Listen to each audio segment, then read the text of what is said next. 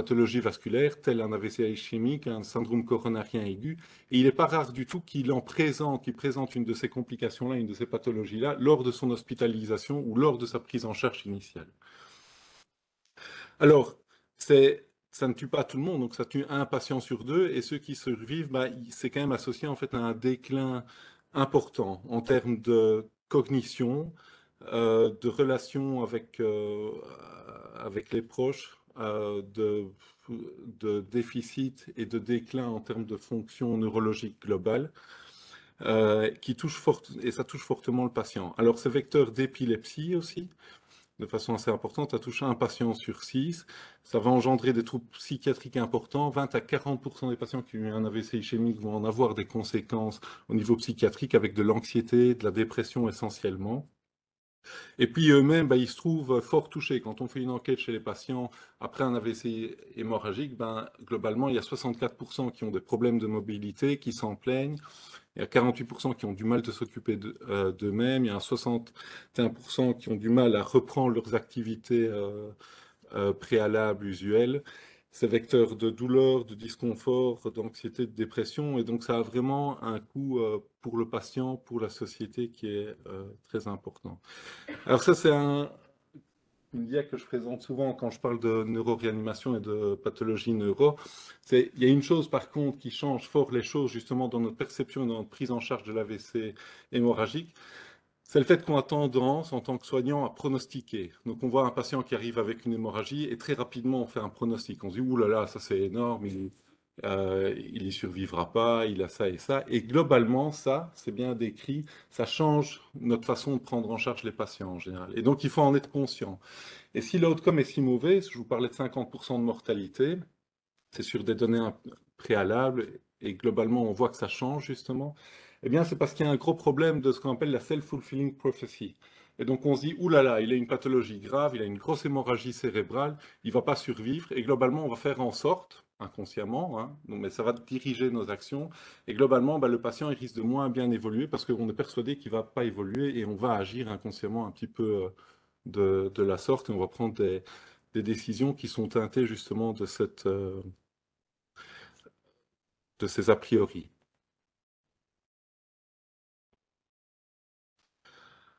Alors, pour pronostiquer les AVC hémorragiques, ben, on a plusieurs échelles, et notamment la Funk Score, qui je pense est importante quand on prend en charge ces patients-là, et qui est basée sur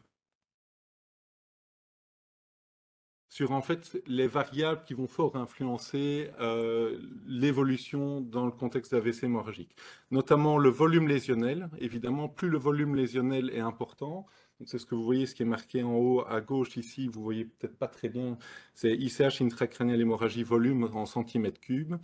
Plus on voit, plus le volume est important, bah, plus les conséquences en seront importantes. L'âge du patient est un facteur de pronostic important, évidemment. La localisation, le score de Glasgow. Donc, si le patient en a un retentissement au niveau de son état de conscience, bah, c'est un facteur indépendant de pronostic. Et le fait que le patient ait préalablement déjà peut-être un déficit cognitif ou pas. Et alors, ça nous permet donc, on prend ces 5 variables-là, on leur attribue des points, et avec ces points-là, bon, on arrive à un score. Et ce score-là, ben, il va nous donner un petit peu une idée de comment va évoluer le patient. Et globalement, si on a un score compris entre 0 et 4, eh ben, on a 0% des patients qui auront un outcome correct. Donc un outcome d'indépendance fonctionnelle ultérieure. Alors, quand on voit bah, ce qui attribue, ce qui fait qu'un patient peut avoir 0 à différents items, bah, par exemple une taille d'hématome de plus de 60 cm3, un âge supérieur à 80 ans, la localisation qui est infratentorielle, le score de Glasgow, et voilà. Par contre, si le patient a une hémorragie, mais qu'elle est plus petite, qu'il est plus jeune, qu'elle est mieux localisée, qu'il a moins de déficit au niveau de son état de conscience, bon, on voit qu'il y a quand même de fortes chances pour qu'il ait un bon outcome fonctionnel. Et entre les deux, bah, c'est toute une zone un peu grise avec de tout. Alors, quelles sont les étiologies de l'AVC hémorragique? Parce qu'évidemment, pour le prendre en charge, et on va le voir par la suite, il est super important d'en connaître la cause. La première cause de l'AVC hémorragique, c'est l'hypertension artérielle. Et l'hypertension artérielle, ben, elle va surtout en fait abîmer ce qu'on appelle les artères perforantes, qui partent de l'artère cérébrale moyenne, mais aussi de l'artère cérébrale postérieure ou du tronc basilaire. Et ces artères perforantes, elles vont, les principales en tout cas, et celles qui sont le plus souvent touchées dans un AVC hémorragique, elles vont irriguer tout ce qui est noyau gris de la base, le thalamus, le putamen, le globe pallidus, etc. Et ça, donc, c'est vraiment la localisation typique de l'AVC hémorragique qui est secondaire à une hypertension artérielle. Alors, l'hypertension artérielle, en fait, pourquoi est-ce qu'elle touche et pourquoi est-ce qu'elle va abîmer surtout ces artères perforantes? Parce que, d'une part, parce qu'elles partent à 90 degrés de l'artère, mais il y a des forces, en fait, qui sont plus importantes à ces endroits-là parce qu'il y a vraiment un virage serré. Et comme il y a des forces constantes, importantes, surtout chez les patients hypertendus, suite à ces contraintes permanentes, les artères vont se modifier. On va avoir ce qu'on appelle une hyalinose au niveau de la paroi de l'artère. On le voit ici, enfin vous ne le voyez peut-être pas bien, mais ça c'est une petite artère perforante et on voit que sa paroi en fait elle est très épaissie. Mais cet épaississement fait que l'artère devient moins élastique, qu'elle est moins compliante et qu'elle se rompt plus facilement quand la tension s'il y a un à-coup hypertensif ultérieur. Autre chose aussi, c'est que de par cet épaississement-là, on peut avoir des nécroses dans les vaisseaux et les vaisseaux se fragilisent et se rompent secondairement beaucoup plus facilement. Alors, il est au niveau des étiologies, si on veut être sûr de l'étiologie hypertensive, c'est assez facile. Globalement, donc c'est la cause la plus fréquente. Et parce qu'on va toujours faire une recherche étiologique de l'AVC hémorragique, et globalement, si on répond dans l'affirmatif à ces 4 items-ci, eh bien, on est sûr à quasi 100% que la cause, c'est l'hypertension. Il ne faut pas chercher ailleurs, parce qu'il y a d'autres causes, évidemment, d'AVC hémorragique. Les éléments donc, qui vont le déterminer, c'est la localisation hypertensive. Donc, c'est vraiment la localisation typique, c'est au niveau des ganglions de la base, du thalamus, du cervelet, du tronc cérébral, donc vraiment dans l'axe, là où il y a les artères perforantes. Il faut que le patient ait une hypertension artérielle qui soit connue, elle est nouvelle ou établie. Il faut qu'il n'y ait pas de signes cliniques ou iconographiques atypiques. Et le patient, en général, il est âgé, il est supérieur à 65 ans. Si on répond oui à toutes ces questions-là, on sait qu'on est face à une hémorragie intracérébrale, un AVC hémorragique secondaire et une hypertension. Si par contre, ce n'est pas le cas, si on a une réponse négative à ces quatre-là, il faut chercher autre chose. Une des autres causes, importante, c'est l'angiopathie amyloïde cérébrale, qui est aussi une autre pathologie qui va toucher les artères, mais les artères un peu plus loin, les artères qui sont un peu plus grosses au niveau cérébral. Et si on a les critères diagnostiques, je vais y revenir d'angiopathie amyloïde, eh bien on peut rester globalement sur ce diagnostic-là. Sinon, il faudra rechercher autre chose. L'angiopathie amyloïde, en fait, elle va toucher d'autres artères. Elle va plutôt toucher les artères qui sont un petit peu plus grosses et qui sont situées au niveau des lobes cérébraux. Alors ici, sur cette dia-ci, on voit la différence. En fait, au niveau du A, B et C, on voit des localisations typiques en fait, d'AVC hémorragique sur hypertension. Et par contre, en dessous, au niveau D, E et F, on voit que c'est plus distal. On voit tous des petits points noirs. Et ces petits points noirs là, et le point blanc ici, et le gros noir là, ça, ce sont des hémorragies. Hein. Et elles sont plus localisées en périphérie et elles sont secondaires en fait à de l'angiopathie amyloïde. On voit la même chose ici et tous les petits points noirs, ce sont des micro-hémorragies. Ça veut dire que ces patients-là, ils ont vraiment une maladie qui touche leurs artères et en fait, de façon chronique, ils font des petites hémorragies. Ils viennent pas tout le temps aux urgences. À un certain moment, ils vont venir aux urgences parce qu'ils ont une plus grosse hémorragie qui est vraiment symptomatique. On va leur faire une IRM à ces patients-là et on va voir qu'ils ont plein de petites séquelles hémorragiques qui sont disséminées un peu partout dans la périphérie corticale. Alors, elle est due à des dépôts amyloïdes, donc c'est plus ou moins le même mécanisme, c'est les artères qui se fragilisent parce qu'il y a des choses qui se déposent dans les parois des artères, mais ça touche plutôt les artères de petit et de moyen calibre et pas les artères perforantes.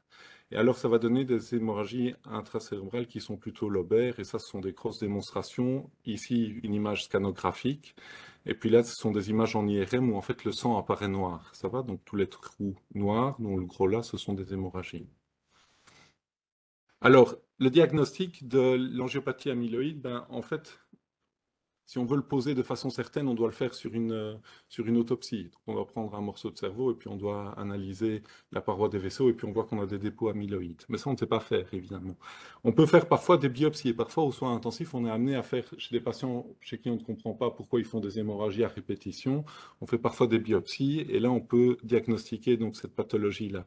Par contre, on peut établir un diagnostic probable simplement sur base de la localisation qui est typique et sur base aussi d'une IRM qui va montrer toutes ces micro-hémorragies qui sont disséminées plus au niveau de la périphérie, au niveau des lobes. L'âge aussi, donc ce sont des patients qui sont en général plus jeunes, mais quand même pas tout jeunes non plus. Il faut qu'il n'y ait pas d'autres causes retrouvées d'hémorragie. Donc voilà, donc c'est une découverte fortuite sur IRM, ça peut donner des hémorragies sous-arachnoïdiennes, des petits épisodes d'AIT, et ça peut être parfois associé à de l'inflammation au niveau des artères et donner aussi des AVC ischémiques.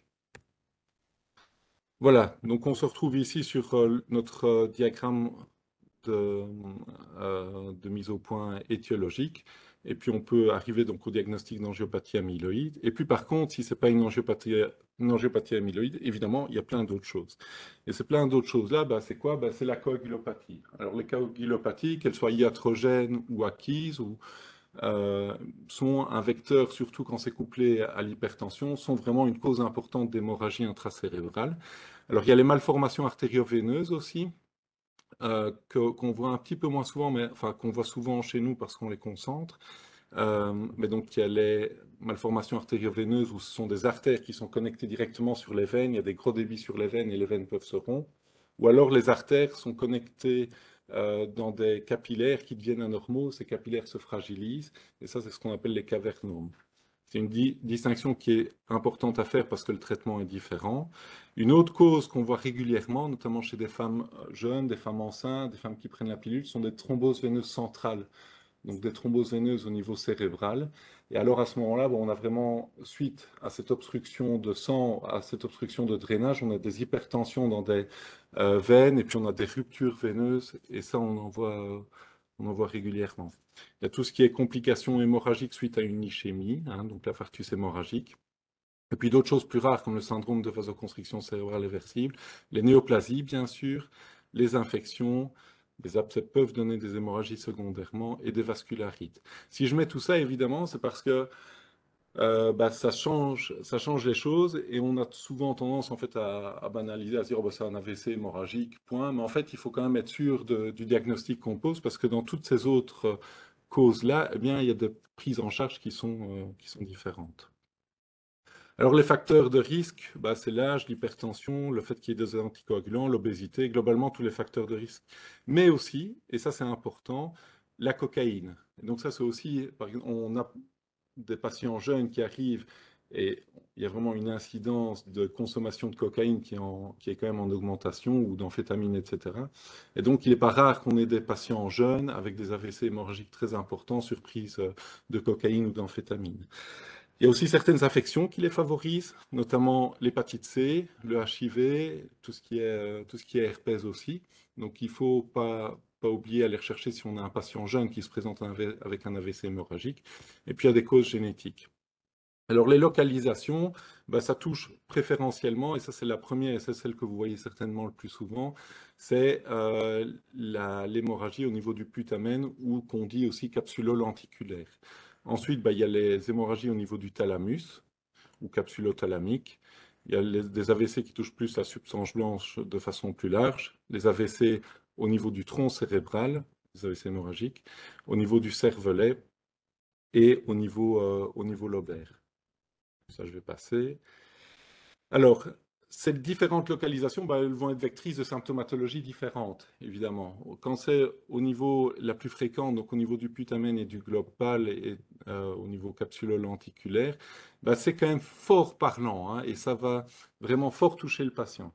Et alors, ce qu'il faut savoir, c'est que cette symptomatologie-là, il va avoir difficile à s'en remettre parce que quand le sang sort d'un vaisseau au niveau du tissu cérébral, eh bien, le sang est extrêmement toxique pour le tissu cérébral. Et on dit à un neurone qui voit un globule rouge libre, meurt globalement. Et donc le sang est extrêmement toxique pour les neurones et pour le tissu cérébral. Ce qui fait qu'il y a beaucoup d'atteintes qui sont l'atteinte première, souvent, elle est peu réversible. Et donc, c'est une symptomatologie que le patient risque de garder. Il va peut-être pouvoir compenser par d'autres moyens, mais c'est peu réversible. Alors, donc, au niveau quand on a une hémorragie qui touche le putamen et le global, le patient il peut s'en retrouver hémiplégique, avoir des pertes sensitives, une hémianopsie, il peut avoir des altérations de conscience. Bon, je ne vais pas faire toutes les conséquences des hémorragies, mais il y a, à chaque localisation, évidemment, il y a une symptomatologie qui va être dépendante de la fonction du centre qui est touché. Au niveau physiopathologique, pourquoi est-ce que j'en parle? Parce que parfois, on va avoir une présentation un petit peu plus pratico-pratique. Néanmoins, il n'y a pas énormément de données validées dans la prise en charge des AVC hémorragiques. Et donc, c'est important, justement, quand on les prend en charge, d'avoir bien en tête la physiopathologie de cette affection-là. Comme ça, on peut facilement comprendre ce qui va pouvoir bénéficier aux patients ou comprendre justement les traitements instaurés ou prendre les décisions quand les cas, justement, ne sont pas comme dans les livres. Alors, ça commence comment? Donc, en général, par une hypertension importante, une coagulopathie, une angiopathie amyloïde, et puis vient l'hémorragie intracérébrale. Cette hémorragie, donc, elle va causer des lésions directes. Elle s'épanche dans le tissu cérébral, et elle va faire perdre la fonction, elle va détruire le tissu cérébral dans lequel elle s'épanche. Cette destruction-là, elle va induire en fait une formation importante d'œdème qui va être proportionnelle au volume de l'hématome. Alors pourquoi est-ce qu'il y a de l'œdème qui se fait? Parce que quand le sang arrive, il va déclencher une grosse réaction inflammatoire. Parce que le sang, il va falloir le nettoyer et tout de suite, il y a toute la glie cérébrale qui va être activée et qui va déclencher une grosse réaction inflammatoire. Ces lésions tissulaires et le sang, il va être cytotoxique par lésion directe et puis par aussi l'ischémie qui est secondaire en fait au fait que le vaisseau se rompt. Et comme le vaisseau se rompt, le vaisseau il irriguait aussi toute une partie de tissu cérébral. Et là, il perd sa fonction et donc il y a aussi une partie qui va souffrir d'ischémie.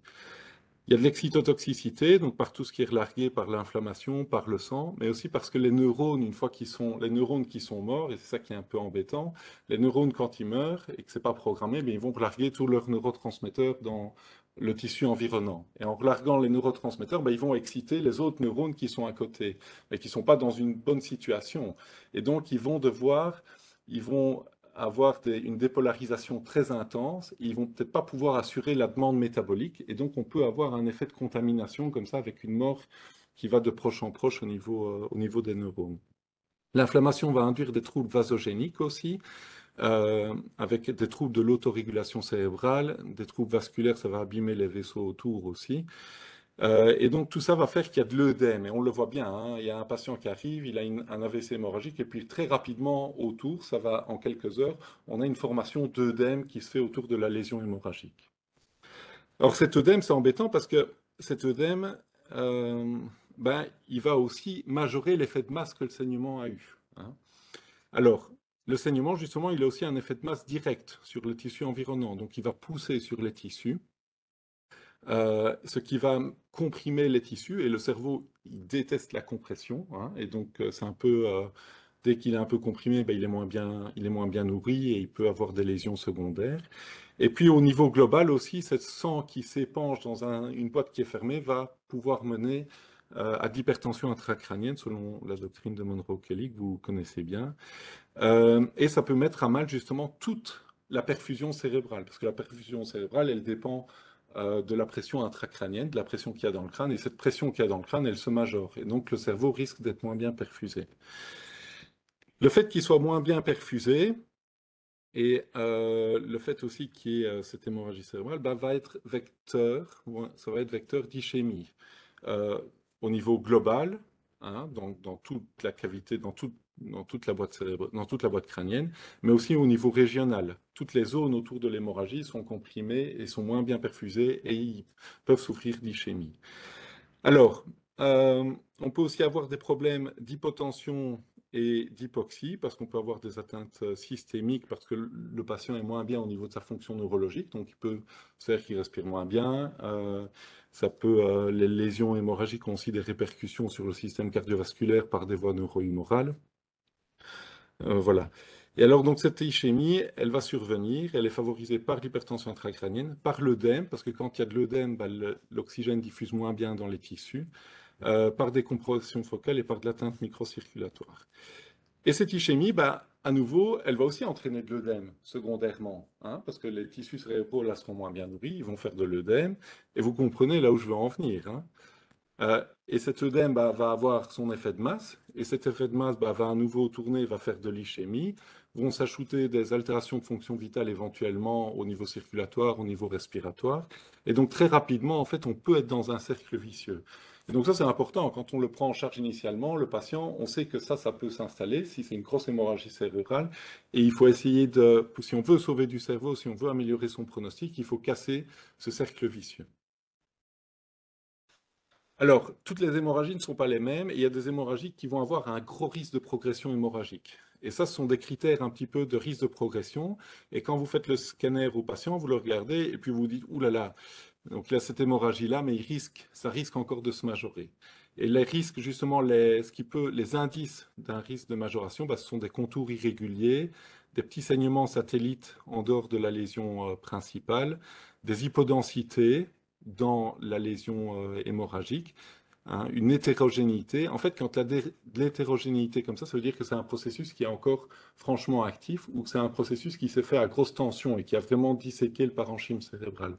Et donc, c'est un facteur de risque, enfin, c'est un signe que ça risque encore de progresser. Même chose, le fait qu'il y ait des trous noirs comme ça, c'est pas bon. Un signe de tourbillon, comme on voit là. Donc ça montre en fait que c'est un gros saignement qui a eu lieu un peu à haute énergie. Et quand il y a un aspect de mélange aussi, ça veut dire que c'est encore probablement actif. Donc tout ça ce sont des signes que ça risque de progresser. Alors comment est-ce qu'on prend en charge de façon pratique cet AVC hémorragique?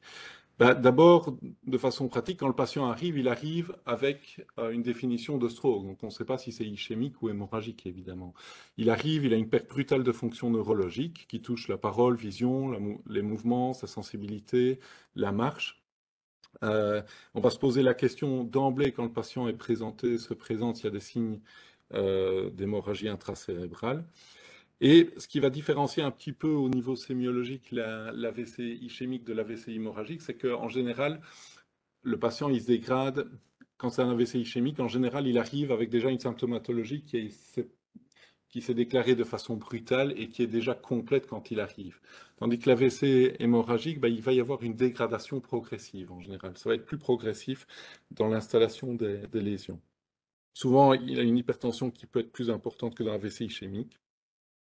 Et il faut se poser la question des anticoagulants. De façon parallèle, donc quand il arrive, première chose à faire, en fait, on ne peut pas sauver un cerveau s'il n'est pas dans des bonnes conditions de fonction vitale.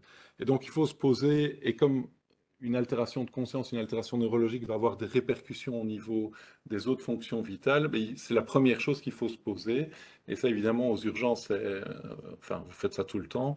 Et donc, il faut d'abord avoir une démarche ABCDE. Et donc, est-ce que son airway est correct, hein? Est-ce qu'il ne faut pas d'abord s'occuper de ça? Est-ce qu'il a une bonne respiration? Est-ce qu'il a un bon état circulatoire? Et quand je pense à ça, d'emblée, il faut penser au cathé, pas lui mettre un cathé veineux pour la prise de sang, prise de tension des paramètres, un ECG, les enzymes cardiaques. La coagulation, super important parce qu'il faut qu'elle parte tôt, parce que je ne sais pas comment est le laboratoire ici, mais en général, les tests de coagulation mettent longtemps à arriver. Or, c'est vraiment primordial d'avoir des tests de coagulation, on y reviendra. L'ionogramme, la fonction rénale et surtout aussi la glycémie, ça c'est important. Et puis au niveau du D, il va falloir bien évaluer neurologiquement le patient. Quel est son état de conscience, donc un Glasgow, ses déficits, est-ce qu'il y a des signes d'hypertension intracrânienne? L'importance de l'évaluation des pupilles, de voir quel est le dynamisme de la pathologie en cours et de son évolution, de l'évolution de son état de conscience. Est-ce qu'il y a présence de signes d'hypertension, donc notamment la triade de Cushing? Voilà. Alors, c'est vraiment extrêmement important de pouvoir évaluer le côté dynamique de l'affection, parce qu'il ne faudra pas attendre que le patient, par exemple, ait un score de Glasgow à 8. Si, par exemple, il a un score de Glasgow à 13, et puis rapidement, il évolue, il se dégrade, et il arrive à 11 de Glasgow, il a perdu 2 points. Il ne faut pas attendre qu'il soit à 8 avant d'intuber le patient, quoi, hein. Il est dans un processus de dégradation, et si on le laisse encore se dégrader, il va encore altérer peut-être sa fonction respiratoire, etc. Donc il faut vraiment essayer de le mettre d'emblée rapidement dans des conditions idéales. Et il ne faut pas attendre qu'il soit considéré comme avec un état d'altération de conscience sévère. Alors, rapidement, donc, il faut obtenir, mais comme pour les AVC ischémiques, une imagerie scannographique. Pendant qu'on obtient ça de façon parallèle, c'est vraiment une prise en charge horizontale, il faut une anamnèse. La dernière fois que le patient a été vu bien, est-ce qu'il a des allergies? Et alors, surtout, est-ce qu'il prend des médicaments? Et quel type de médicaments est-ce qu'il prend? Quel anticoagulant ou quel antiagrégant? Ses antécédents, son dernier pas. Sur le CT, on pourra tout de suite un scanner à blanc, et c'est la première chose à faire. Et évidemment, on pourra tout de suite voir, enfin, exclure ou pas l'AVC hémorragique. Parce que le scanner à blanc est extrêmement sensible pour la détection de sang. Et donc, s'il est négatif, il faudra qu'on aille plutôt sur la voie de la l'AVC ischémique et avec le protocole stroke. Alors, s'il y a hémorragie cérébrale, donc c'est important de définir son volume, sa localisation, son extension, s'il y a extension intraventriculaire, et aussi est-ce qu'il y a des signes de risque de progression. Une fois qu'on a ces données-là, on doit solliciter un avis neurochirurgical. Alors, comment et pourquoi est-ce que le neurochirurgien intervient très rapidement à ce stade-là? Il y a 3 cas de figure. Si c'est un hématome de fosse postérieure, qui est plus grand, qui a un diamètre supérieur à 3 cm ou 14 cm3 de volume, qui présente des signes de compression sur le tronc cérébral ou des signes de compression au niveau du quatrième ventricule qui engendrerait une hydrocéphalie, à ce moment-là, on sait que le neurochirurgien il devra intervenir. C'est une indication chirurgicale. S'il y a hémorragie intraventriculaire avec déjà des signes d'hydrocéphalie ou qu'il y a un gros risque d'hydrocéphalie, et associé à une dégradation neurologique. Donc là aussi, le neurochirurgien est normalement sollicité pour une intervention pour mettre en place un drain ventriculaire externe. Et puis, s'il y a aussi une hémorragie intracérébrale avec un effet de masse important, à tel point qu'il y a vraiment une menace vitale. Donc voilà, ça ce sont les 3 cas de figure où le neurochirurgien doit être sollicité en urgence et où il pourrait intervenir en urgence. Il faut prévoir aussi le transfert et la prise en charge en USI ou en stroke unique. Alors, c'est important parce qu'il y a pas mal de patients en fait qui vont plutôt, des patients âgés sont, parfois à raison aussi, ça dépend le projet de soins et l'état préalable du patient, bien sûr, mais il y a parfois des raccourcis qui sont faits avec une hospitalisation du patient en salle de gériatrie ou des choses comme ça. Or, et c'est pour ça que j'en parle ici, il y a vraiment un moment où on peut faire quelque chose pour changer le devenir du patient, c'est dans l'hyper-aigu. Et donc, c'est important justement que tous les moyens qui doivent être mis en œuvre soient mis en œuvre à ce moment-là. Quitte à peut-être se dire que le patient, il va aux soins intensifs quelques heures, ou peut-être jusqu'au lendemain, il est stabilisé au niveau tensionnel, etc. Et puis rapidement, il peut après aller en gériatrie ou suivre une autre voie. Mais c'est important en tout cas d'initialement de vraiment mettre le paquet, d'avoir un traitement agressif, parce que c'est à ce moment-là qu'on peut vraiment changer les choses. Et puis alors, l'autre chose qu'il faut faire, c'est se dire tout de suite, et c'est de ça dont dépend le devenir du patient, c'est la progression hémorragique. Il faut qu'on limite la progression hémorragique. Parce que le sang crée les lésions, enfin, c'est vraiment l'épanchement de sang dans le tissu cérébral qui est la source de toutes les complications. Donc il faut limiter la progression hémorragique. Alors comment? En contrôlant la tension de façon assez agressive. Alors, les patients, ils arrivent souvent hypertendus. Si le patient est très hypertendu avec une tension qui est supérieure à 220, il ne faut pas d'emblée le mettre à 10 de tension, hein, parce que ça, il va très mal le vivre. Mais donc, il faut diminuer progressivement sa tension et il faut titrer, notamment, enfin, le plus simple, je trouve, c'est la nicardipine, avec pour objectif d'arriver à une tension entre 140 et 160 dans les 1 à 2 heures, évidemment selon la tolérance et la présence ou non d'hypertension intracrânienne sur le scanner. S'il a une tension qui est plutôt comprise entre 150 et 220, notre but ce sera d'arriver à 140 en 1 heure, toujours selon la tolérance du patient. L'autre chose qui est super importante, l'autre pilier de notre action thérapeutique sur la progression hémorragique, c'est la gestion de la coagulation, hein. Donc c'est un gros facteur de risque de progression hémorragique. Alors, évidemment, comme ça touche des personnes âgées, ils sont très régulièrement sous anticoagulants. Alors, soit le patient est sous antivitamine K, et à ce moment-là, et ça, je le vois parfois, hein, donc ça, c'est vraiment, c'est pas la meilleure des idées. En tout cas, on se dit, bah, sous antivitamine K, bah, ce qu'il faut faire, c'est donner du Cofac, donc le concentré des facteurs 2, 7, 9, 10, pour redonner les facteurs qui n'ont pas pu être synthétisés à cause des antivitamines K. Et il faut le donner à une dose généreuse. On dit 25 à 50, mais globalement, nous, quand on donne 25, enfin, c'était avant, là, on utilisait plutôt un petit tableau, là, on a tel INR, on veut arriver à tel INR.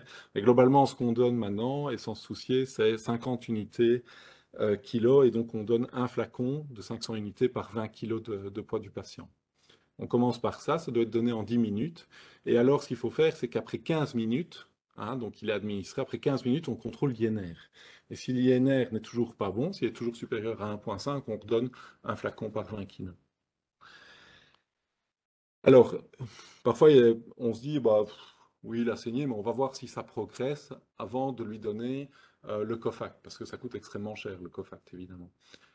Mais c'est vraiment pas une bonne idée parce que c'est justement le mal sera fait, quoi. Enfin, et donc il y a une chose qu'on peut faire, c'est la réversion, ou en tout cas la limitation des effets des anticoagulants.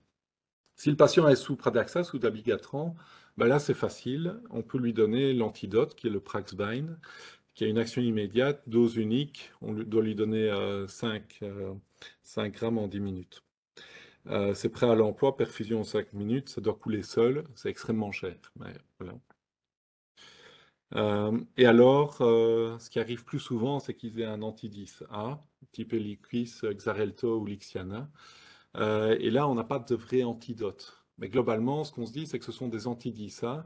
Et donc, ce qu'on donne comme antidote et ce qui est admis dans la littérature, c'est d'administrer donc du facteur 10 en donnant justement du Cofact. À la dose, même chose, et c'est facile. On donne aussi 50 unités kilo, donc un flacon par 20 kg de poids du patient. On ajoute à ça de l'hexacil. Alors ça, l'hexacil, il n'y a pas de il n'y a pas de vraie évidence. Il y a eu pas mal d'études qui ont été faites avec l'hexacil dans les hémorragies intracérébrales, mais globalement, il n'y a pas d'évidence pour sous-tendre son action. Néanmoins, dans une situation où euh, c'est un peu, on n'a pas mieux que le Cofact. On se dit, bah, si on peut peut-être rajouter un élément qui pourrait aider justement à la gestion au contrôle de l'hémorragie, bah, on le fait. Donc voilà, de façon assez empirique, on donne de l'hexacil 1 gramme en IV, puis 1 gramme par 8 heures. Et puis ensuite, il y a les antiagrégants. Alors là, les antiagrégants, il y a eu pas mal de littérature récemment. Justement, parce qu'on avait tendance à se dire, bah, le patient, il a une hémorragie intracérébrale, il est sous antiagrégant, je vais lui donner des plaquettes. En fait, les plaquettes, ça change rien. Probablement que les plaquettes, une fois qu'elles sont données, elles se font aussi en fait antagoniser et leur action est tout de suite inhibée par les antiagrégants qui sont circulants. Enfin, on ne sait pas trop exactement comment ça se passe, mais il y a eu pas mal de grosses études avec justement des transfusions de plaquettes dans les hémorragies intracérébrales euh, et ça n'a rien amélioré. Donc, c'est contre-indiqué. Ouais. Alors, évidemment, parallèlement à tout ça, il ne faut pas oublier donc d'appliquer des mesures générales. Donc, le patient, s'il a un Glasgow inférieur, pas supérieur, j'ai mal écrit, inférieur à 8 ou égal à 8, mais il doit être intubé. Il faut contrôler les gaz du sang pour qu'il soit bien au niveau oxygénation, au niveau CO2. La tension, avoir un objectif tensionnel de 120-140, une tête de lit relevée, pas d'obstacle au retour veineux jugulaire, euh, grâce à une tête dans l'axe, position neutre. Une sédation qui est adaptée pour ne pas justement que le patient consomme de trop d'oxygène, que ses neurones aient une demande métabolique trop importante dans ces conditions de précarité. Contrôler la température, le but c'est une normothermie. Donner des fluides isotoniques, pas hypotoniques, parce que ça peut majorer l'œdème. Alimenter le patient précocement, ne pas mettre d'IPP d'emblée et je voulais le mettre là, aussi ne pas donner de prophylaxie antiépileptique. Alors, il y a des mesures spécifiques dont on va parler. Et donc, ce qu'il faut, c'est peut-être qu'il va falloir faire plus au niveau de la gestion, au niveau de la gestion de la problématique neuro même, notamment en termes de est-ce que le patient a de l'hypertension intracrânienne, est-ce qu'il ne faut pas lui mettre une sonde pour mesurer les pressions dans sa tête, est-ce qu'il ne faut pas donner de l'osmothérapie au patient, est-ce qu'il ne faut pas aller plus loin dans le monitoring et mettre une sonde d'oxygénation tissulaire, est-ce qu'il ne faut pas prévoir une chirurgie de drainage de ce gros hématome, et est-ce qu'on ne doit pas donner plus de place au cerveau en faisant une crânictomie? On va en parler. Et puis, ce qui est très important et ce qui va aussi influencer le devenir du patient, ce sont les complications systémiques. Donc les patients, souvent, ils ont des dysfonctions pharyngées, ils vont faire une pneumonie d'inhalation, et ça va aussi péjorer leur outcome.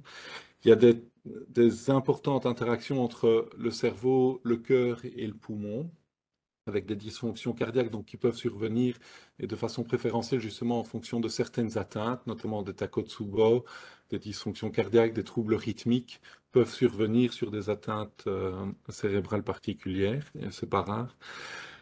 Avoir un bon état circulatoire. Au niveau hématologique, il faut penser à la prophylaxie des thromboses veineuses profondes par éventuellement des bas de compression intermittentes.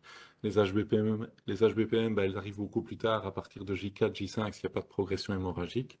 La prise en charge nutritionnelle, néphrohydroélectrolytique, endocrinienne avec un contrôle de la glycémie, les prises en charge des complications infectieuses, tout ce qui est SCAR, penser à la revalidation, et il y a aussi toute une grosse question éthique qui doit rapidement être aussi euh, élaborée. Alors, dans les mesures spécifiques, justement,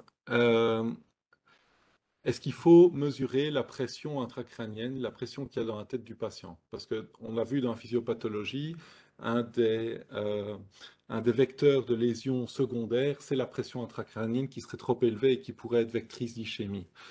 Alors, le premier monitoring de la PIC, en fait, c'est la clinique. Si le patient est conscient, on n'a pas besoin de mesurer exactement la pression qu'il y a dans sa tête. Mais il faut que le patient soit conscient. Et donc, parfois, ça arrive, hein, on peut avoir un neurochirurgien qui dit, euh, vois cliniquement comment ça se passe et s'il faut, je lui mettrai une piqûre. Mais le patient, là, il est inconscient. Donc, cliniquement, comment est-ce que je peux voir? S'il y a justement une triade de Cushing ou quelque chose. Mais là, on est beaucoup trop tard, évidemment. Donc, si le patient doit être conscient pour pouvoir être suivi de façon clinique, évidemment. Il faut un suivi horaire. Il faut bien être attentif aux modifications de conscience, aux déficits, l'évolution des déficits qui étaient déjà avant ou qui apparaîtraient. Les modifications pupillaires, et donc, je ne sais pas, enfin, nous, on a investi dans un pupillomètre, parce que c'est pas toujours facile de voir comment les pupilles sont.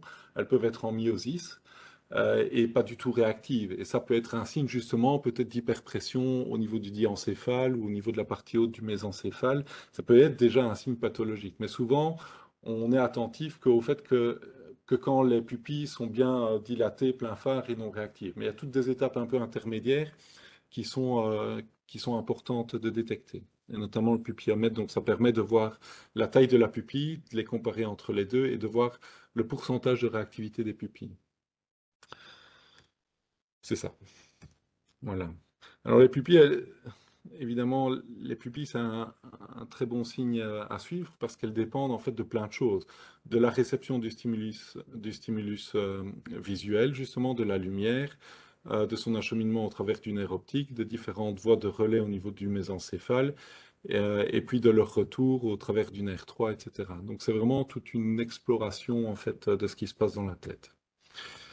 L'oculomotricité et l'occurrence d'une triade de Cushing, évidemment, et parfois ça peut survenir rapidement. Donc c'est pour ça que dans le suivi clinique, il faut y être.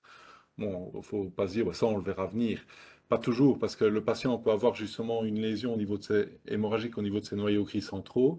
Ça se passe bien, et puis à un moment, en fait, ça comprime le tronc petit à petit, petit à petit, petit à petit, et puis à un moment, c'est plus toléré, et très rapidement, le patient peut engager, et peut se dégrader et présenter une triade de Cushing. Au niveau de tout ce qui est monitoring de pic non invasif en paraclinique, on a d'autres appareils aussi qui nous permettent d'estimer, d'approcher le fait qu'il y ait ou non hypertension intracrânienne. Il y a notamment le Doppler transcrânien La mesure du diamètre du nerf optique, justement. Je sais bien qu'aux urgences, en général, on aime bien ça, mais moi j'ai un petit peu plus de mal avec. Le scanner cérébral, la réalisation d'un scanner perfusion et l'IRM.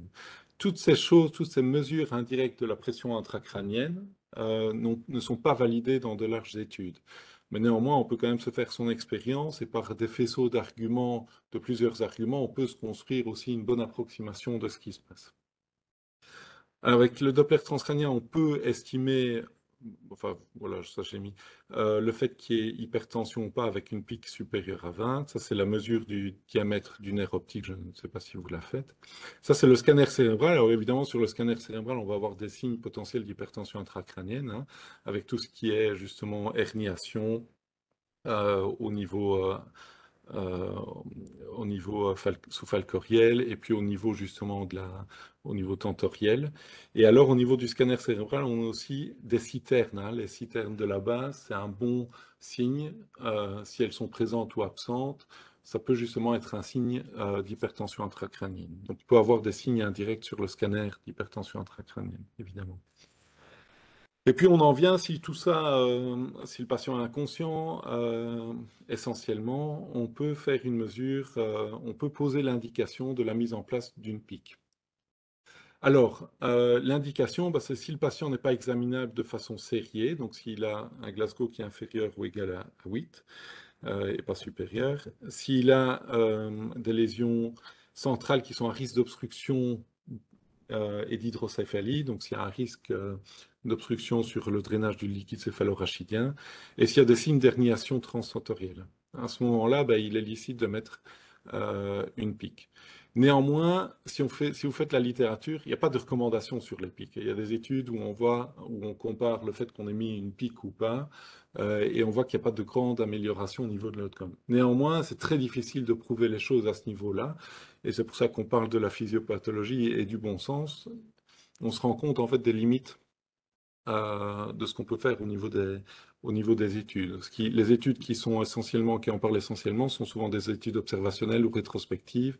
Il n'y a pas beaucoup d'études, quasi pas d'études randomisées contrôlées, ou alors ça a été dans les études, dans les évaluations secondaires, enfin dans les analyses secondaires de grosses études où où on a regardé si la pique changeait les choses ou pas. Mais c'est complètement biaisé, évidemment, et c'est pas vraiment interprétable. Mais bon, il n'y a pas de recommandation forte. Néanmoins, on le fait si on a les trois critères d'indication, enfin que je vous ai cités préalablement. Donc c'est toujours sur base d'une réflexion physiopathologique.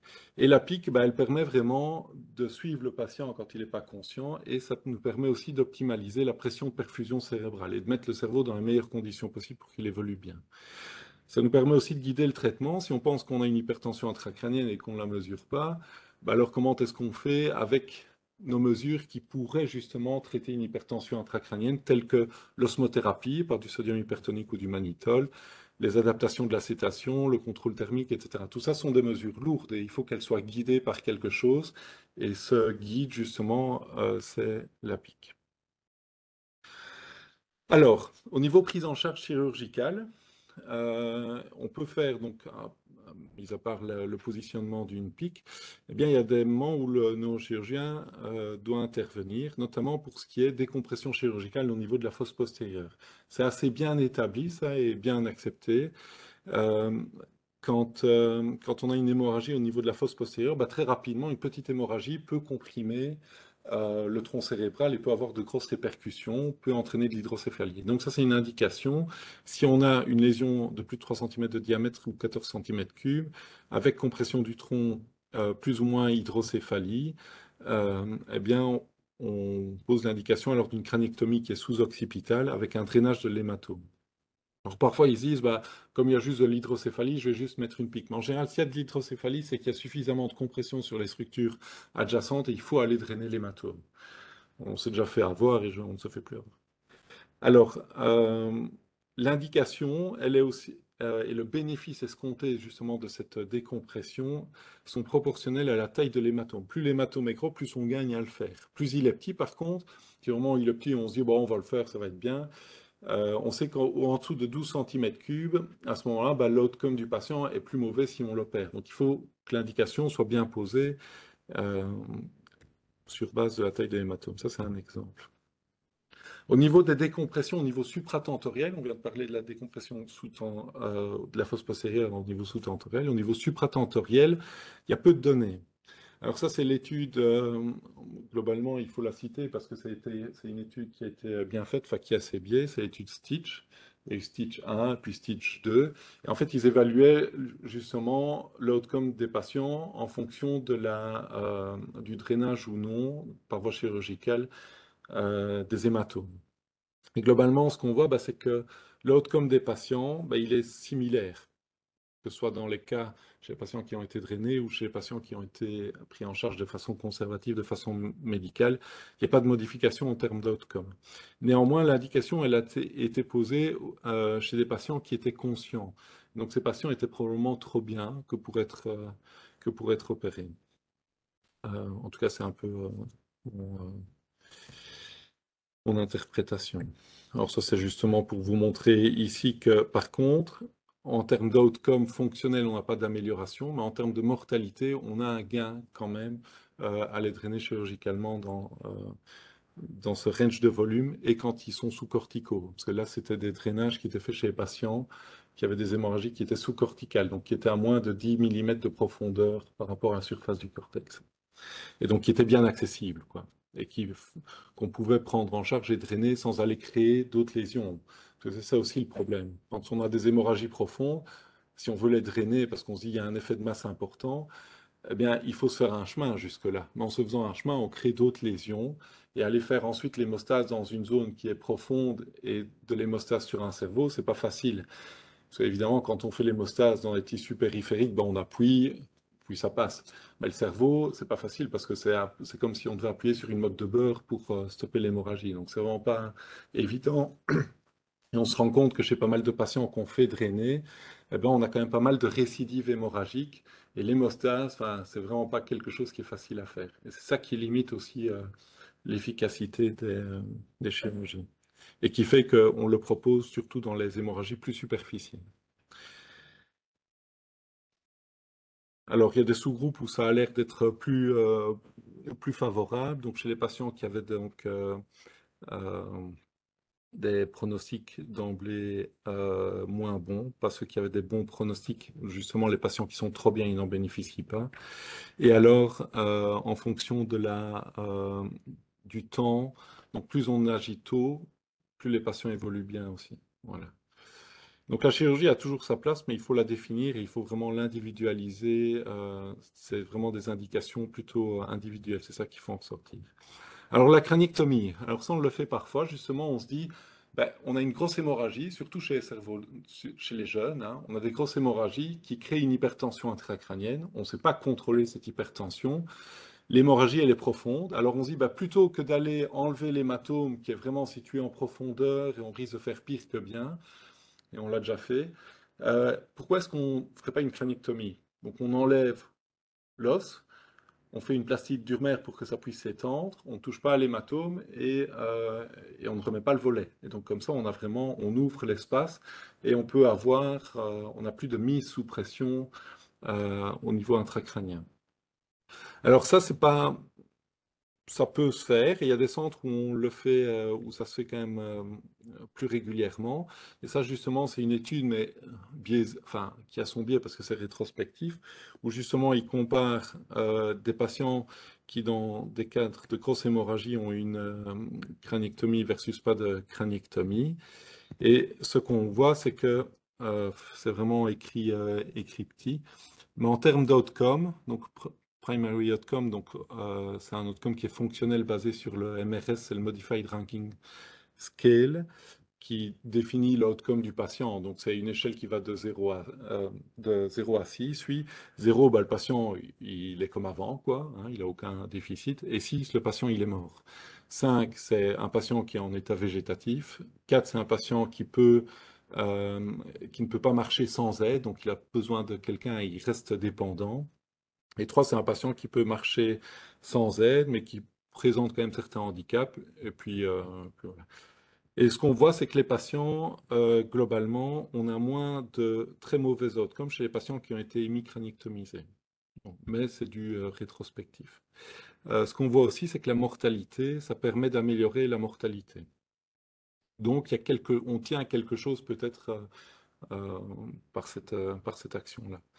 Alors, il y a une autre étude qui est importante aussi, c'est l'étude MISTI, où là, justement, on allait drainer les patients, mais on se dit, bon, quand on enlève quand on fait une craniectomie ou une craniotomie pour aller drainer l'hématome de façon à ciel ouvert, on est quand même assez délabrant. Et donc, l'étude, là, ce qu'ils ont fait, c'est qu'ils, par voie mini-invasive, donc ils ont fait simplement un petit trou, ils ont mis un cathéter dans l'hématome, ils ont essayé de vidanger l'hématome par ce cathéter-là, et puis, pour liquéfier le sang, il y avait un programme justement d'injection, mais il ne fallait pas qu'il y ait de progression hémorragique, etc. Ils injectaient un agent fibrinolytique, de l'altéplase, toutes les 8 heures, je pense, quelque chose comme ça, euh, et pour drainer le maximum de sang. Hein. Ils regardaient ce qui drainait comme sang, il fallait qu'il y ait un drainage significatif, et pour justement redonner de la place au cerveau. Alors, au niveau résultat, donc il y a bien une réduction du volume de l'hématome, hein, donc il parvenait à réduire comme ça la taille de l'hématome de 69% versus 3% dans le groupe contrôle. Mais par contre, en termes d'outcome, ben, il n'y avait pas de différence significative. Donc, ce qu'ils voulaient voir, c'est s'il y avait un meilleur outcome chez les patients qui drainaient. Ben, globalement, ils avaient le même outcome que ceux qui n'étaient pas drainés. Par contre, quand ils regardaient les patients chez qui ils obtenaient vraiment, parce que chez ceux qui étaient drainés, tous n'atteignaient pas le volume, le drainage escompté, mais chez les patients chez qui le volume drainé était bon, ben à ce moment-là, il y avait une différence entre les deux groupes, qui était de l'ordre de 10% en termes d'outcome et de 7% en termes de mortalité. Donc, ça a un petit côté positif, quoi. Mais alors, si j'en parle de cette étude-là, c'est parce que je vous ai dit au tout début de l'énoncé, voilà, la mortalité, c'est 50% à 1 an. Mais en fait, quand on fait bien les choses, quand on fait des études, et quand on fait des études, bah, évidemment, il y a les biais de recrutement, on prend les beaux patients en général, mais néanmoins, quand on fait des études aussi, euh, on respecte toute une prise en charge du patient, on est plus attentif à plein de choses, etc. Et donc, il y a quand même une qualité qui est souvent améliorée par la réalisation des études. Et on se rend compte que dans ces études-là, on arrive à 20% de mortalité, au lieu de 50% de mortalité qu'on avait sur les données préalables. Et donc c'est un petit peu pour ça que j'en parle, parce qu'on retrouve globalement, bon, il y a le phénomène de biais de sélection aussi, euh, mais c'est quelque chose qui est salué, c'est une tendance qu'on voit de plus en plus. Plus on s'occupe de ces patients-là, et plus en fait l'outcome s'améliore. Voilà, ça c'était pour les résultats en termes de fonctionnels qui ne sont pas significatifs et en termes de mortalité qui sont significatifs, mais c'était un outcome secondaire. Voilà, donc ça c'est la décompression chirurgicale supratentorielle. Donc c'est considéré comme une procédure life-saving quand la pression intracrânienne n'est pas contrôlable ou quand il y a des signes de shift et d'engagement. Ça permet en général d'augmenter la survie, mais ça a peu d'effet sur l'outcome fonctionnel. On le fait préférentiellement si c'est une dégradation récente, hein, si ce n'est pas une dégradation qui est établie depuis longtemps chez les patients. Il ne faut pas le faire si le patient est trop bien, hein, ça c'était ce qui s'est passé dans l'étude Stitch, ou si le patient, et par contre si le patient est vraiment pas bien non plus, enfin, il faut trouver un juste milieu pour les patients qui peuvent en bénéficier. Et il faut éviter si l'état préalable du patient est mauvais, s'il a des comorbidités importantes, si la lésion hémorragique est inaccessible. Alors ça, c'est un patient qu'on avait eu justement il n'y a pas longtemps, un jeune gars, énorme AVC hémorragique sur prise de cocaïne, avec l'hématome que vous voyez là. Euh, alors, il était conscient, il était agité, mais conscient initialement. Et puis, au deuxième jour, il était toujours conscient, agité. On fait le scanner. Le scanner, il y a quand même un sacré effet de masse, mais le patient reste conscient et on sait bien le suivre. Par contre, au J3, mais il ne faut pas grand-chose pour que le patient ne va pas d'un état. Ils sont vraiment au bord du gouffre hein, quand ils sont à ce moment-là. Et au troisième jour, justement, il s'est fortement dégradé au niveau clinique. Il est devenu inconscient. On lui refait un scanner. Le scanner, on voit qu'il y a encore un effet de masse qui s'est accentué notamment au travers de l'œdème, hein. Et donc, on a fait une crâniectomie chez lui. On s'est dit, on va pas essayer d'aller traîner cette horreur-là. Et donc, on a fait une crâniectomie. Et la crâniectomie a vraiment permis de passer le cap assez facilement. Il n'est pas resté trop longtemps aux soins intensifs. Et ça, c'est son scanner au 6e mois. Voilà. Alors, il y a toujours une revalidation externe actuellement. On n'est pas à 1 an. Et il remarche. Voilà. Alors, quand on voit en fait la lésion hémorragique qui est vraiment juste affreuse, on aurait eu tendance à se dire est-ce qu'on fait bien, quoi. Mais on est bien content de se donner tous ces moyens-là. Voilà. Donc, en conclusion, pour terminer cette partie-là, je ne sais pas si j'aurai le temps pour faire la deuxième partie que je voulais faire. Donc l'hémorragie intracérébrale, donc c'est vraiment le parent pauvre de la prise en charge médicale et ça a des conséquences dévastatrices. Or, une amélioration de prise en charge peut améliorer franchement l'outcome tant fonctionnel qu'en termes de survie. Il faut vraiment avoir une pensée à une prise en charge individualisée dans une ligne de soins globale qui doit être quand même protocolisée, en tout cas jalonnée. Ce que je trouve qui est super important, c'est la réflexion physiopathologique avec traitement agressif, justement précoce, en termes de correction de coagulopathie et d'optimalisation tensionnelle. C'est pour ça qu'aux soins intensifs, enfin, je refuse jamais ces patients-là parce que je me dis on peut les prendre, leur offrir quelque chose, peut-être avoir la discussion éthique aussi aux soins intensifs, et puis voir comment le patient évolue ensuite et leur diriger selon l'évolution. Par contre, c'est aussi vecteur ça demande des ressources aussi, quoi. Enfin voilà. Bon, c'est fini. Merci.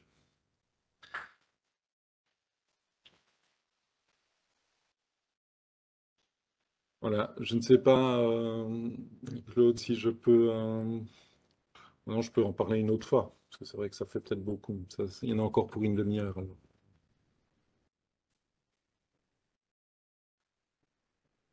Ouais.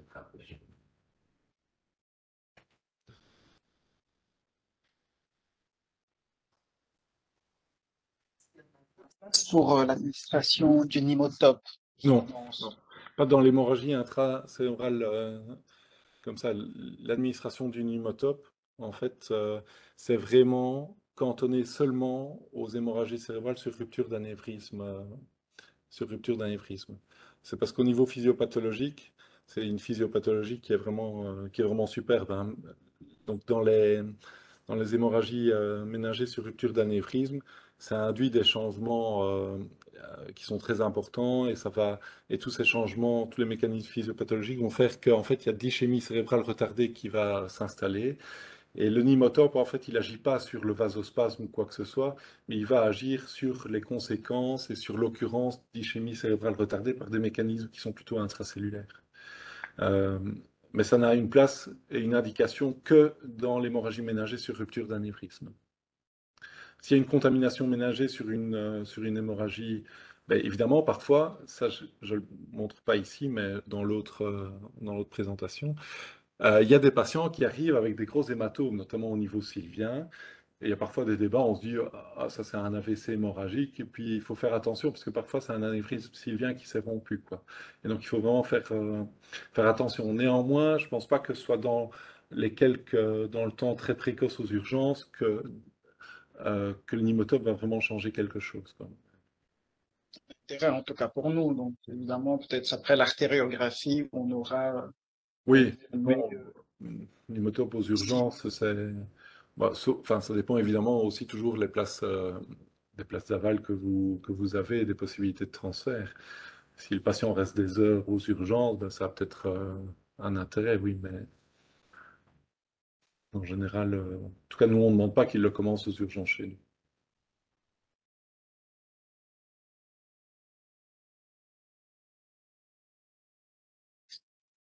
On a une question sur le chat à propos du conditionnement du patient. Marcel Toll qui demande s'il y a un effet des accélérations, décélérations lors du transport du patient en ambulance. À mon avis, l'état des routes a peut-être plus d'impact que les accélérations, décélérations. Répéter la question avant de dire Ouais. Donc, oui, je ne pense pas, non. Parce que globalement, ben, il y a quand même, le cerveau a quand même toujours sa suspension interne aussi, quoi, hein. Donc ça ne joue pas, enfin, je pense pas que ça va jouer, non. J'aurais une question.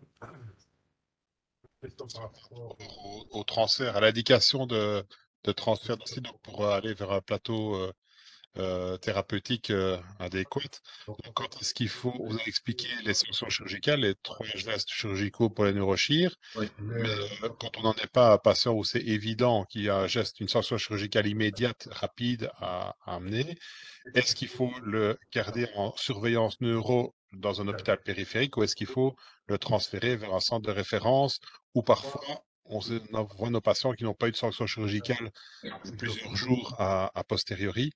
Mais voilà, quelle est l'indication de transférer ou pas, ou de le garder en surveillance en périphérie? Donc c'est une très bonne question. Néanmoins, c'est une question qui est plus complexe que, enfin, qui quelque part est complexe parce que ça va vraiment dépendre, c'est vraiment au cas par cas.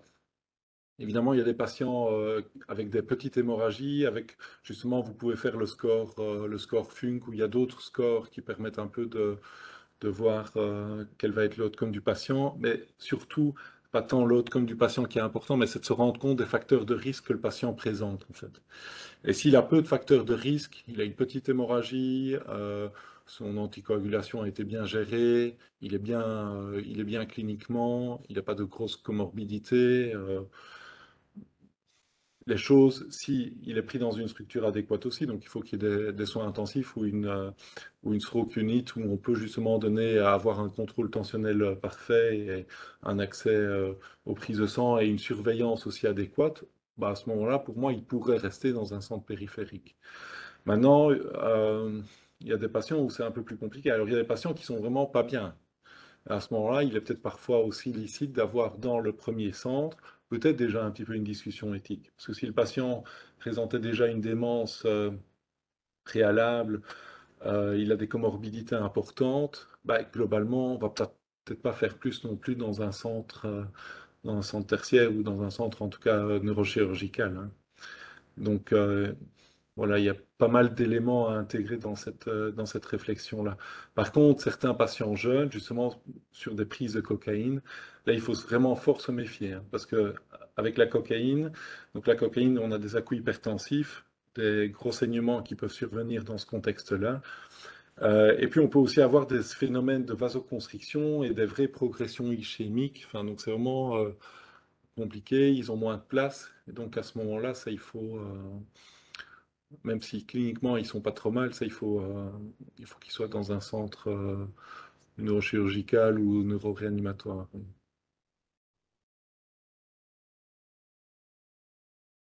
Encore une question sur le chat. La place de la kétamine pour les intubations des traumas crâniens. Alors ça, j'aime beaucoup cette question-là, parce que globalement, la kétamine a justement été fortement euh, remise en cause dans tout ce qui est sédation chez les patients cérébrolésés. Or, c'est toute une réflexion qui avait eu lieu sur des patients qui étaient conscients et qui ont aggravé peut-être un peu de l'hypertension intracrânienne, mais c'était de l'hypertension en fait qui était mesurée en lombaire. Enfin bon, il y a toute une méthodologie qui fait que les notions qu'on a que la kétamine ne peut pas être administrée chez les patients cérébrolésés, en fait, elle est complètement biaisée et fausse. Et la kétamine a plein d'effets positifs chez les patients cérébrolésés. Donc ça diminue tout ce qui est cortical spreading depolarization, ça diminue l'excytotoxicité sur les récepteurs NMDA. Et donc c'est vraiment, il n'y a pas de... On peut utiliser la kétamine sans aucun souci, et c'est même une bonne chose chez les patients cérébrolésés, parce qu'à côté de ça, ça permet d'avoir une meilleure stabilité hémodynamique et de ne pas avoir cette hypotension qui est vraiment très délétère pour le cerveau. Donc j'encourage. On fait d'ailleurs une étude, on commence une étude où on donne où on met dans la sédation des patients cérébrolésés de la kétamine comme co-sédatif, quoi. Merci. Et alors, encore une question. Donc, selon Crash 3, l'exercice doit être mis en place le plus rapidement possible dans les traumas crâniens. hémorragie cérébrale d'origine X, est-ce que vous validez ou Alors, Crash 3, c'est trauma, hein. Et donc, Crash 3, c'est un peu critiquable. On pourra en discuter aussi pas mal, mais globalement, ça a un effet surtout chez les patients qui ne sont pas sévères. Enfin, c'est un peu bizarre, ça fait. Et par contre, dans les hémorragies cérébrales, ça c'est bien clair qu'il n'y a pas de bénéfice. Il n'y a pas de données, donc on ne le cautionne pas spécialement. Il faut savoir que l'hexacil, justement, ça a une J'ai pas encore fini. activité J'ai mis des écouteurs parce que les gens posent des questions, du coup c'est interminable. sur le TPA, hein, sur le tissu Du coup, désolée plasmogène pour le activateur. retard. Et donc ça l'inhibe. Mais par contre, ça peut avoir Oui, une oui. activité profibrinolytique sur l'urokinase plasmogène activateur, sur l'UPA, qui elle est synthétisée secondairement justement dans tout ce qui est énergie au niveau intracérébral. Et donc si c'est administré tardivement, ça pourrait avoir un effet délétère. Alors, à mon avis, quand on le donne très précocement, ça ne peut pas faire de mal, je pense. Enfin, et ça peut. D'ailleurs, on le fait quand les patients sont sous anticoagulant, sous anti-LISA. Là, la chirurgie, c'est... Donc voilà, mais il faut le faire vraiment précocement. Je ne sais pas si j'ai répondu à la question. Ça froid? Je pense que ça doit être fatigué. Ouais, je pense aussi. Ça fait froid? Non, ça va. Et félicitations pour la personne. Un transfert médicalisé, la ligne artérielle pour le monitorage de la pression ou la pression brassard suffit. Moi, j'aurais plutôt tendance, justement. Je pensais que tu allais juste mettre les mots, moi. Je pensais pas qu'il y avait un Si on dessin. pense qu'on peut gagner quelque chose, et si le patient est sévère, et souvent c'est le cas, je trouve, quand on dit qu'on va le transférer dans une autre Ça va banque, ne pas noter. je trouve qu'il y a vraiment une plus-value à pas mettre une noter. ligne artérielle. Moi, j'aime bien. Les pressions brassard, Et toi, on t'avais sait très mis un bien que les pressions plastique brassard, dessus? quand on est dans des extrêmes, quand on est les patients, quand ils sont hypertendus, quand ils sont hypotendus, quand ils sont hypertendus, on a plutôt une sous-estimation de la tension. Et quand ils sont hypotendus, on a plutôt une surestimation. Enfin, et donc, moi, je suis plutôt pour. Je trouve que c'est bien qu'il y ait une ligne artérielle mise précocement et qu'on puisse guider la thérapie, même pendant le transport, sur base de cette ligne artérielle. C'est des minutes. Si on a 30 minutes de transport qui est médicalisé, bah, je pense que c'est 30 minutes qui peuvent être mises vraiment à profit pour le patient, quoi.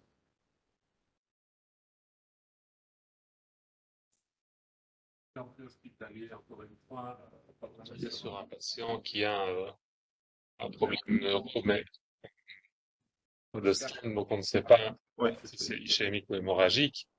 Son objectif tensionnel, est-ce qu'on joue à ça en préhospitalier? Est-ce qu'on attend le scan pour...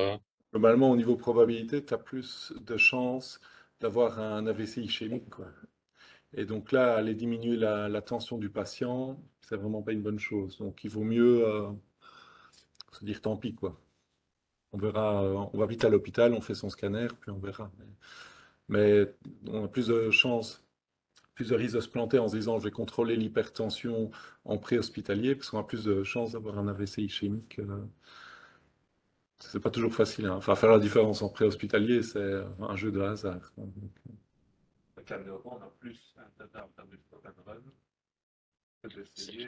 Ah oui, dans tous les cas, parce que là, c'est vraiment le time is brain, hein, dans le stroke, et dans le stroke ischémique, c'est encore plus vrai, quoi. Donc oui.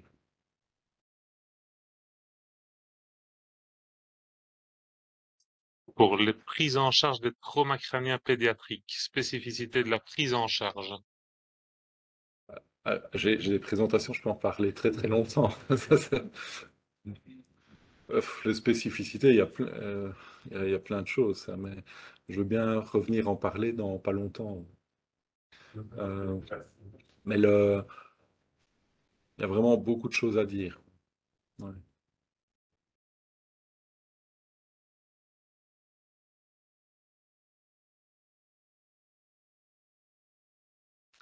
Voilà, bon. De rien. Clôture. Oui. Donc voilà, merci, merci à tous. Merci à tous ceux qui ont fait le déplacement. Merci également à tous ceux qui nous ont suivis depuis chez eux en visioconférence. Rendez-vous est pris pour donc le prochain rendez-vous au mois de septembre. Ce sera le 28 septembre 2022, en espérant vous voir nombreux. Merci, bonne soirée.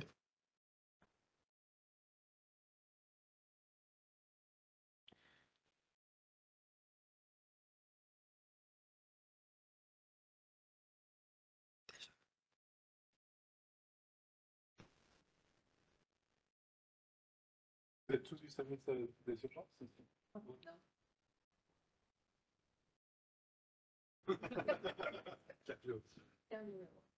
Pour l'hypertension, c'est bien.